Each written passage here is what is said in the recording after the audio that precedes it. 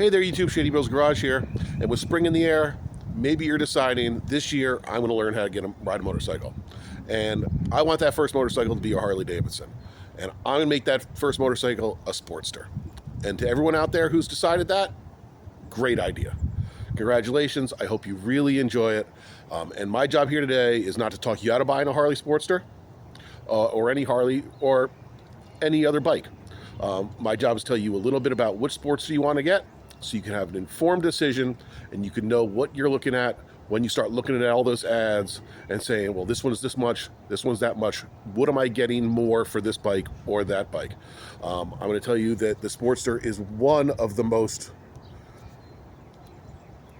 it's a bike that you can build to whatever you want it to be.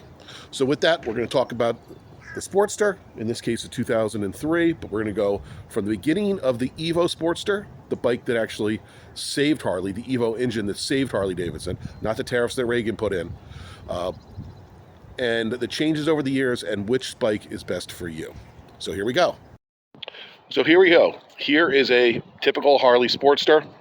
This one's a 2003 or the 100th anniversary edition. You can tell all 100th anniversaries basically because of that badge. They also have a little plaque on the engine. Don't think a 2003 or a 100th anniversary is a special bike. Every 2003 Sportster, or Harley-Davidson in effect, is a 100th anniversary. But what is the Sportster? If you're thinking of a Sportster, you're thinking of the Evo, or that's the Evolution Engine Sportster, which this is. And it came out in 1986. And there's not a whole hell of a lot of changes until they discontinued these to make the Sportster S, which is a completely different bike, in 2022. This thing had a 36-year run with essentially the same engine. All right, so this bike came out in 1986, and it came out as an 883, which this bike is, and an 1100. And they had a 4-speed transmission those years, and they had chain drive, not the belt that you see here. In 88, the 1100 became a 1200, and in 91, they got a 5-speed transmission instead of the 4-speed. This is a 5. All right. Some in 91, some bikes, I think the 83 Custom and the 1200s, I think in 91 got belt drive, but by 93, all bikes had belt drive. And I will tell you from experience that this belt drive, instead of a chain or a shaft drive, those are the other things, these belt drives are unbelievably reliable, last forever, and are quiet. My last Harley, my Street Glide, I sold that bike with 89,000 miles on it. Still had the original belt. Now, it was stretched to the point where it had to be changed, but unbelievably reliable. Okay? Then, from 93 to 2003, which this bike is, very little changes. Some electronics changes. It did get an upgrade in 2000 to a 4-piston caliper. 4-piston brake caliper. And then in 2003 was the last year of this model, which is the solid mount engine. This engine is directly mounted to the frame. Okay? There are no rubber mounts. So if you think of a Harley, and you think of when you're sitting in a light and the guy's next to you and the engine's shaking side to side and the handlebars are shaking and you get that like shaking at idle, this bike does not do that. This bike is a solid mounted engine. Okay? There are pros and cons to both. First off, it doesn't shake while you're sitting at idle, more than like, a regular bike. But when you start to ride this bike, it doesn't smooth out as much as the rubber-mounted engines. The rubber-mounted engines, as you get to like 50, 60 miles an hour, you get to some higher RPMs. That rubber mounting completely smooths out the bike, and it's like way smoother than this on the highway. With that, it added weight. I've heard as much as 60 pounds. In 2004, you got your new frame. That new frame from 2004 really ran till the end of this bike's run in 2022. Okay? So in 04, you got the new rubber-mounted engine and a little bit more weight, but a bike that was smoother when you were running, okay?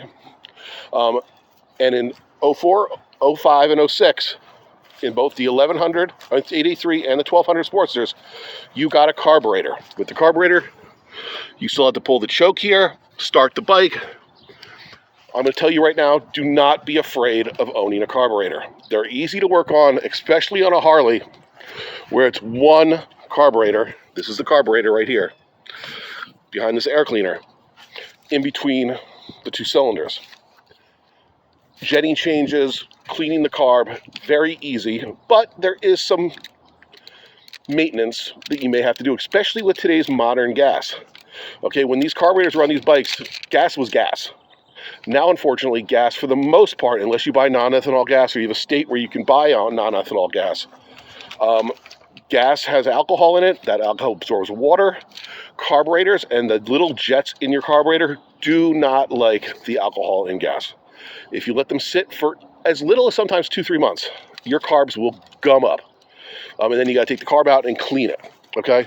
So if you can, and if you're in an area, you can buy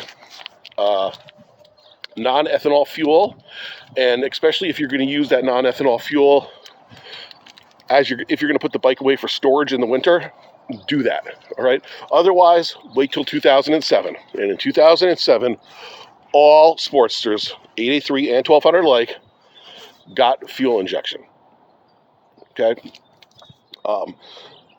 And really, there's no changes from 07 till 2014, where they got ABS. So in 14, you get anti-lock brakes. And as a new rider, maybe that's something you really want. I've just taught my son how to ride a motorcycle in the last year. He's just turned 18. He's been riding for a year now. And I will tell you that I felt better when he got a bike with ABS brakes. His first bike did not have anti-lock brakes. And he'd be following behind me. We'd go in an intersection. I'd hear him lock the back brake up. And I was afraid of him going down because he hadn't gotten that real feel. So if you're really new and anti-lock brakes are something to you, you're really looking at a 2014 and up. And unfortunately, in 2022, Harley killed the Sportster for the Sportster S, which is not the same bike, not the same platform. Please don't sit there and go, I'm a new rider and I'm going to go buy a Sportster S. That bike is not for you. That bike has 121 horsepower. This bike, about 50. A 1200, about 60. They changed a little bit over the years. You know, you'll see things from 47 to 55 for an 883 is what the magazines will sell you, and about 60 to 68 for a Sportster. These are they have the Harley power delivery. They are powerful at idle, low RPMs. Even this 83, when you're riding around, you feel like it's the business. All right. The 1200 S that they have now, or whatever the Sportster S now, is a high revving muscle bike. So that is not the bike to start on. All right. So the one thing that's great about a Sportster is the ability to make this bike anything you want. This bike still has the mid controls. It's a regular base 883. And as you see, because it's an anniversary edition, it tells you it's an anniversary edition. I don't know if I can see with the colors. And it's a regular 883. And this has your mid controls. As you see here, I'm sitting here. I got my mid controls. This is actually with these mid controls, the bike actually puts you in a great position for like taking turns and handling really well. And if you want, you can get a bike with forward controls. Now the 886C, the 883 Custom or the 1200 Custom had them, and it basically puts your feet out here. So what a lot of people will do is they'll leave these mid controls, they'll put highway bars, and when you're on the highway, or if you're really running, you can stretch your legs out a little bit. Handlebars here, you can change anything you want. The only thing really changed on this bike is the handlebars. This bike's 100% original, other than the rear tire and these handlebars. The front tire is even original from 2003. This bike only has, I think, 7,000 miles on it. And I've put about 300 miles on it in the past couple weeks, just getting used to it. So you can change your handlebars to any height you want. You might have to extend the cables. I could probably go about 2 inches higher than this without modifying anything.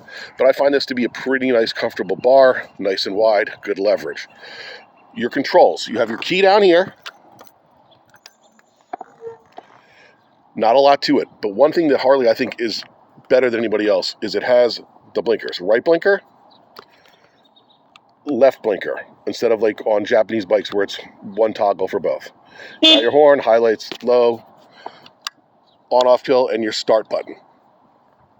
Now, the thing that's great about Harleys, self-canceling turn signals. Even on this 2003, if I put my blinker on and I'm riding, once I take a turn, I don't know if this will do it when the bike's not running, and it'll turn itself off after you've taken your turn. It somehow knows you've taken a turn. This bike is very comfortable. I'm 5'10", and as you can see here, I can flat foot the ground, no problem. I have some bend in my legs. If all of a sudden this bike started to fall down on me, I'm going to let it tilt. Oh my God, I'm going to fall down. I can easily pick it back up. Is this the lightest bike in the world? No. But because it's very low to the ground, and I can sit and flat foot everything, it's a very easy bike to learn to ride. It doesn't have crazy amounts of power. It has lots of torque, so you don't have to worry about slipping the clutch. And it makes it a very easy bike to ride. So there you go. If you're thinking about a Sportster, you really can't go wrong. The price point varies, but you can get a solid mounted engine, pre-03 Sportster from the 90s, realistically in nice shape. In nice shape, $2,500, maybe $2,000 if you're looking at an 83, going up to $3,000 for a 1200. If you do a little negotiating, if you start getting to the fuel injected ones, you're going to raise your price a little bit. In 07, 08, you're probably looking $3,000 to $4,000. And then, when you start getting newer, you get the irons and the bikes with ABS, you're going to pay a little bit more. So most people, I'm going to tell you right now, most people, this is what they want their first bike to be. You're probably going to ride this bike for a year or 2 years. And then you're going to decide if you want to upgrade. So, these motors are very reliable. They are almost maintenance free. You change the oil and you go. So if you're thinking of a Sportster, it's a great way to start. I highly recommend it. Easy bike to ride. And get out there and learn how to ride a motorcycle. Thanks, YouTube.